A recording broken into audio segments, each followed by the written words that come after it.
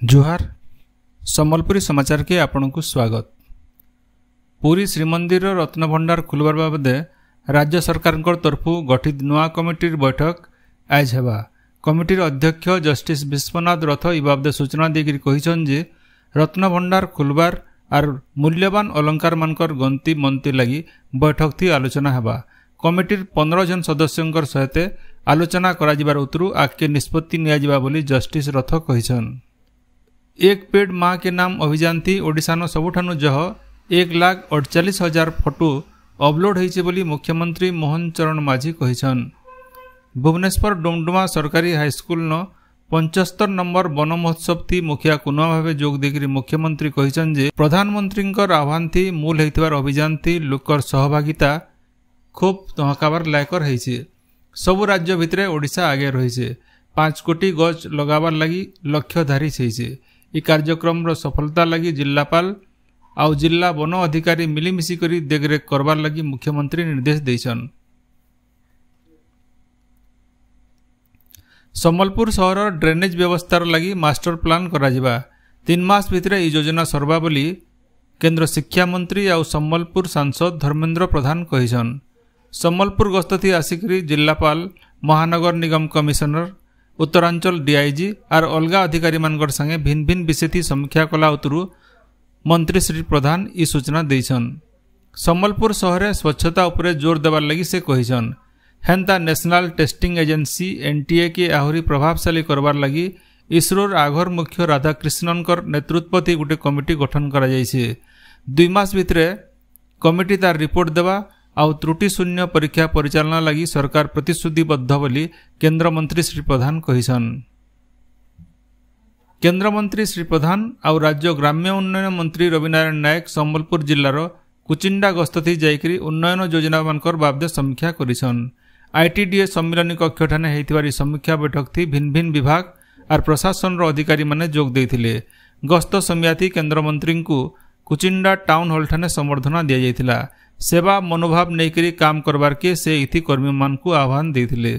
भारतीय जनता पार्टीर भिन्न भिन्न राज्यर लगी प्रभारी आउ सह प्रभारी मानकर ना घोषणा करा जाइछे। बीजेपी राष्ट्रीय सभापति जगत प्रसाद नड्डा दलर ओडिशा प्रभारी भावे विजयपाल सिंह तोमार और सह प्रभारी भावे सुश्री लता उसेंडी को नियुक्ति देइछन। सेंता भुवनेश्वर लोकसभा सांसद अपराजिता षडंगी को केरल रो सह प्रभारी दायित्व और पुरी लोकसभा सांसद डाक्टर संबित पात्र को उत्तर पूर्व राज्य मानकर संयोजक भावे दायित्व दिया जाइछे। पुरी न आवा 7 तारीख रविवार दिन हेबार के थिबार विश्व प्रसिद्ध रथयात्रा लगी सबु तैयारी चूड़ांत पर्याय थी पहुंची। नव यौवन दर्शन नेत्रोत्सव आउ गुंडीचा यात्रा लगी श्रीमंदिर प्रशासन तरफु सबु नीतिकांति ठीक समयाथी करबार लगी पदक्षेप निया जाउछे। रथयात्रा देखबार लगी राष्ट्रपति द्रौपदी मुर्मू पुरी आसुथिबारनु सुरक्षा लगी स्वतंत्र व्यवस्था करा जाइछे। सियाड़े रथयात्रा दिन श्रीमंदिर के साधारण लोकर प्रवेश उपरे कटकना जारी करा जाइछे। रथ उपरे भीड़ नाय करबार लगी मंदिर प्रशासन सेवायत मान को अनुरोध करिछन। आघर मंत्री सुरेंद्रनाथ नायकंकर गलाकाल परलोक हो जाइछे। भुवनेश्वर निजर घरे 95 बरस बयसे तांकर वियोग होइछे। से काकटपुर निर्वाचन मंडली नु 7 थर विधानसभा के निर्वाचित होइथिले। कृषि शिक्षा बागीर बहुत विभाग मंत्री भावे से दायित्व निर्वाह करथिले। 1977 मसीहा थी स्वर्गत नायक विधानसभा उपबाचस्पति भावे निर्वाचित होइथिले। 2019 नु मस्तिष्काघात थी आक्रांत होइकरी से चिकित्सित हेउथिले। विधानसभा परिसर न मुख्यमंत्रींकर संगे मंत्रिमंडल रो अलगा सदस्य और विधायक माने स्वर्गत नायकंकर शेष दर्शन करथिले।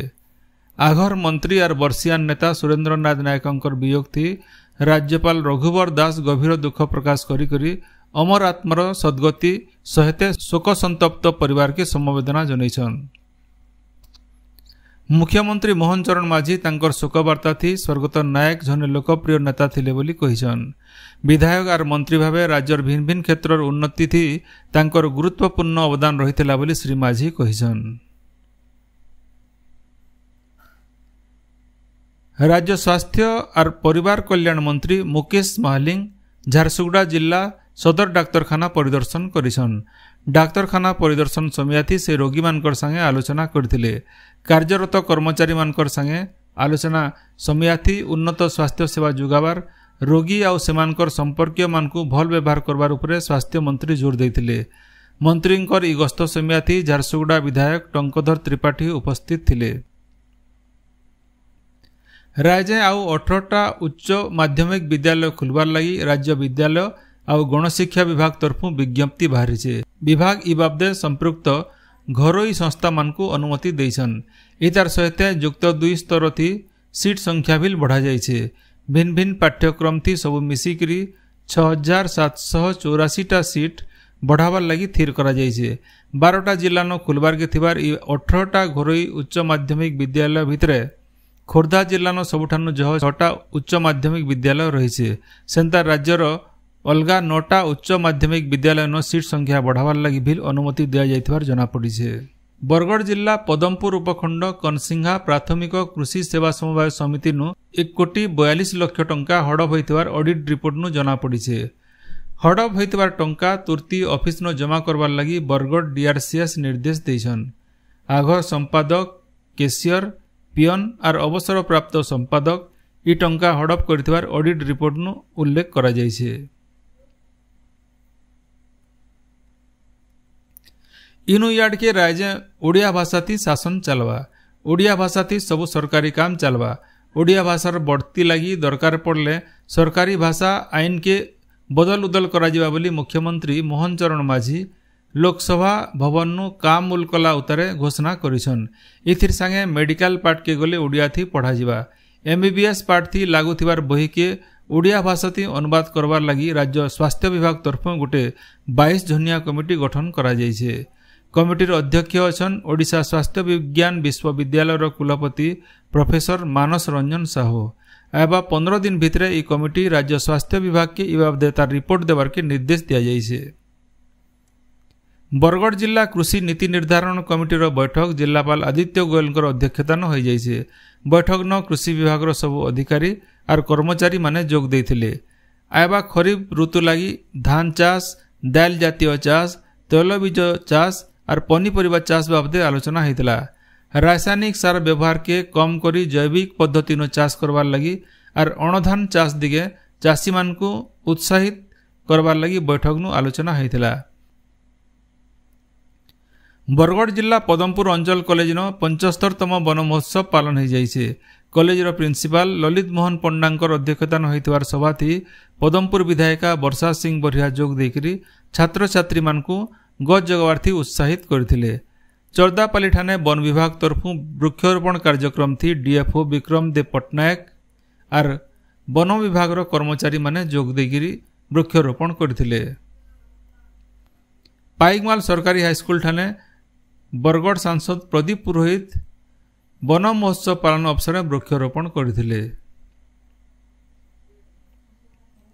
राज्य वर्षा जारी रही। आयबा 3 दिन तक भिन्न भिन्न जिला न टिके रचेनु मध्यम धरणर वर्षा हेबार अनुमान रही। आज बंगोपसागर नु सृष्टि हेबार के थिबार घूर्णिबलयर बले रविवार दिन केतेटा जिला न जबर वर्षा हेबा बोली आंचलिक पाणीपाग केन्द्र तरफु अनुमान करा जाइछे।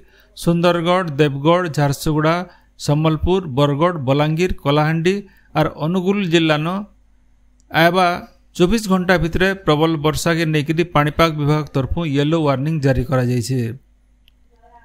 सियाडे इहादे तक चलती मौसुमी ऋतु न स्वाभाविक नु 25% कम वर्षा होइछे। इतार भितरे 11टा जिला न स्वाभाविक और 17टा जिला न कम वर्षा होइतबार जना पड़िछे। आजिर सम्बलपुरी बुलेटिन इन शेष होला। जोहार।